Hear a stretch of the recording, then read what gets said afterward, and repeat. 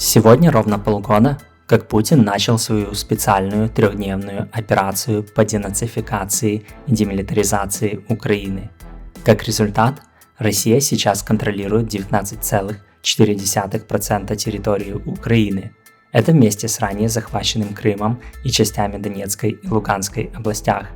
Но в отличие от них, новые приобретения России обошлись высокой ценой.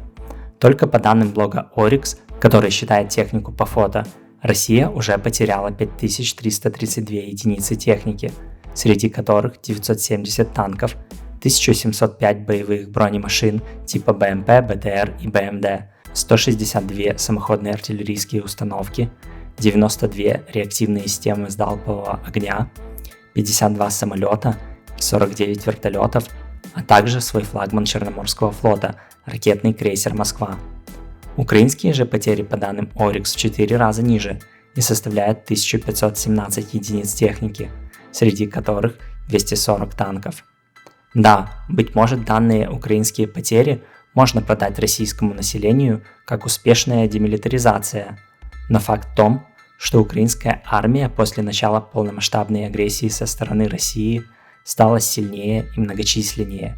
В нее вливаются огромные деньги, а также поставляется западное передовое оружие, о котором Украина и не могла мечтать, в том числе различные современные самоходные артиллерийские установки, такие как «Цезарь», «Панцергаубиц 2000», «Краб» и М109, а также реактивные системы залпового огня «Хаймарс» и М270, не говоря уже о различных противотанковых комплексах.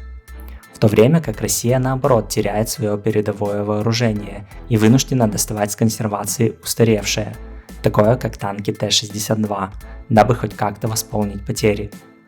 Также Россия становится страной-изгоем, а Путин нерукопожатным. Президент Украины Зеленский, наоборот, выступает в парламентах ведущих стран мира и встречается с мировыми лидерами. Несмотря на всю очевидность, что Россия уже проиграла войну и никакого положительного исхода для нее не будет, война продолжается и может затянуться. Тут можно провести аналогию с Третьим рейхом конца 1942 года, когда уже стало понятно, что Гитлер проиграет, но до победы союзников еще было больше 2 лет. Восток. В Белгородской области загорелся склад боеприпасов.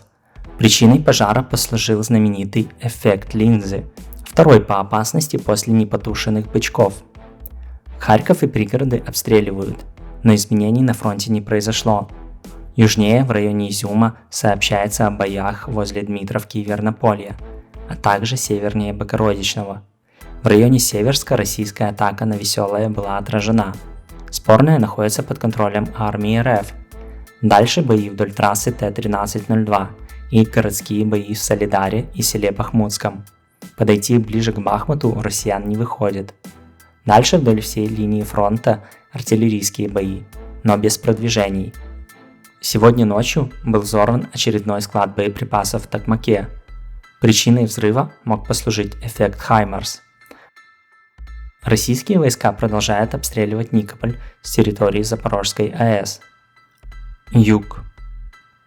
Украинские войска продолжают удерживать плацдарм на левом берегу Ингульца, несмотря на все попытки россиян выбить их оттуда.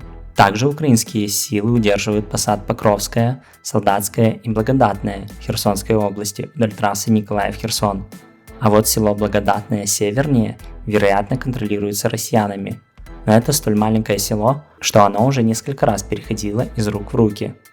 Поступают кадры взрывов в Новой Каховке, но информации, что именно взрывается на момент создания ролика, не было.